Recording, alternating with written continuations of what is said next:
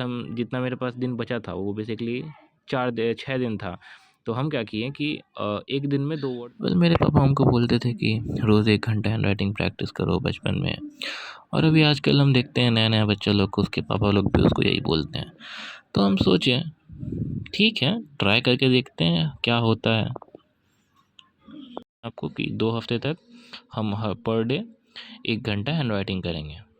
But हमको calligraphy आता था और कर्सिव भी आता था और राइट नाउ मेरा दोनों ख़राब हो चुका है कॉलेज में आके। तो कर्सिव का हमको नॉर्मल बेसिक आता था, तो हम क्या सोचे कि कुछ नया करते हैं कर्सिव। तो हम गूगल पे एक फ़ॉन्ट देखे और फिर बोले कि उसको प्रैक्टिस करते हैं।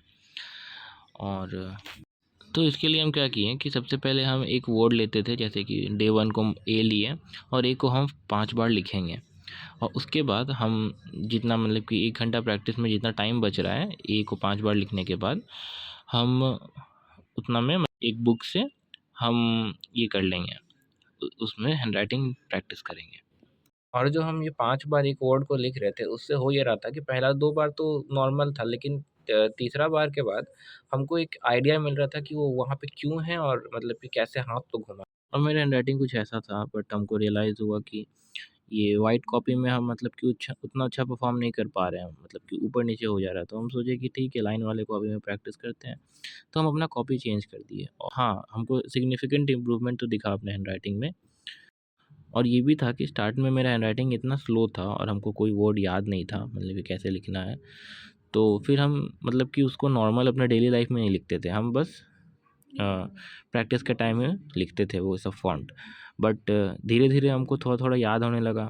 हाँ, छोटा वाला तो मैं बेसिकली पूरा याद हो ही चुका था और कैपिटल लेटर्स भी हमको याद होने लगा। तो 4th डे के बाद हम नॉर्मली अपने डेली लाइफ़ में इनकॉर्पोरेट कर लिए। हाँ, बहुत धीरे लिख रहे थे हम, बहुत धीरे, बट धीरे-धीरे वो स्पीड भी बढ़ रहा था। उतना एकदम सिग्निफ़िकेंट इम्प्रूवमेंट तो कुछ नहीं था, बहुत धीरे-धीरे बढ़ रहा था। बस पूरा 1 हफ़्ता बाद हमको रियलाइज़ हुआ कि जो फ़ॉन्ट हम मतलब कि प्रैक्टिस कर रहे हैं, वो मतलब कि वो वैसा हैंडराइटिंग मेरा नहीं करेगा जैसा हम माने कि मेरा दिमाग में एक इमेज है।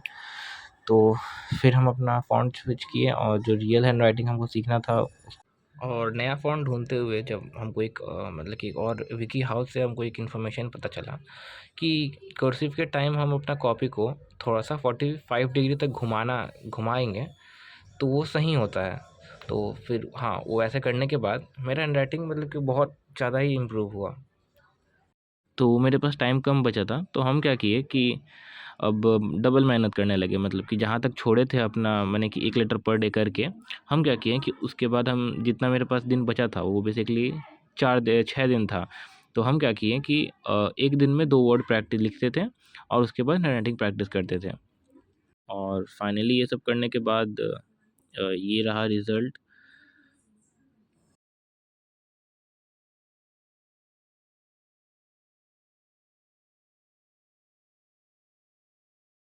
हमको तो रिज़ल्ट अच्छा लगा और तुम लोग को कैसा लगा बताना।